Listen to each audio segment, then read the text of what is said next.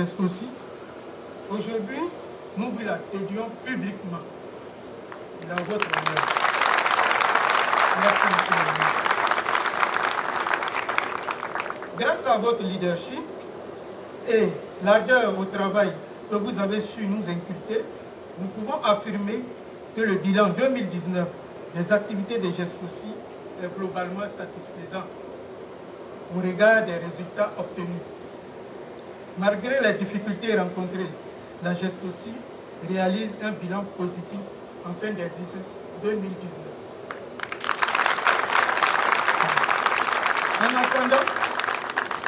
En attendant le rapport du commissaire aux comptes, le chiffre d'affaires 2019 est de 17 milliards 734 millions 361 931 contre 17 milliards 247 millions 890 696 CFA prévus au budget, ce qui représente une hausse de 3% par rapport au budget, mais 16% par rapport au chiffre d'affaires 2018. C'est de 15 milliards 288 millions 248 043 francs. Toutefois, Monsieur le ministre, nous souhaiterons vous soumettre quelques doléances dont la prise en compte contribuerait à l'atteinte de nos objectifs globaux. En effet, Monsieur le ministre, les arrêts de Sono ont fortement réduit nos capacités de stockage. Nous avons dû travailler à flux tendu pour assurer notre mission première, c'est-à-dire éviter toute rupture d'approvisionnement en produits pétroliers en Côte d'Ivoire.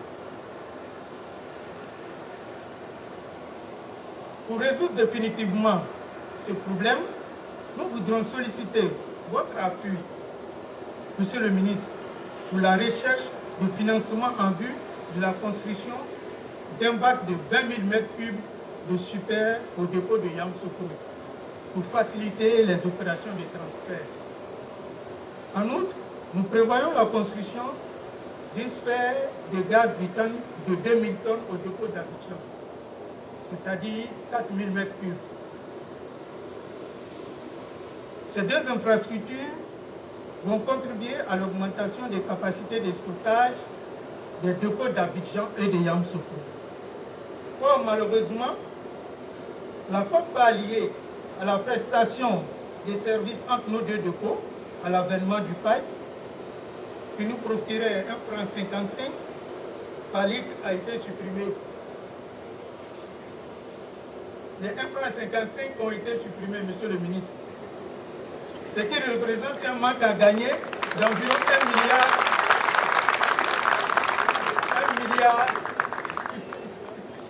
300 millions de francs au budget annuel.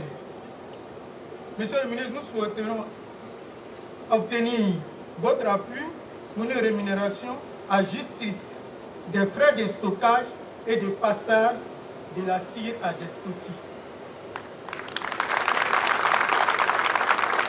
Monsieur le ministre, pour les défis qui nous attendent sont nombreux et urgents.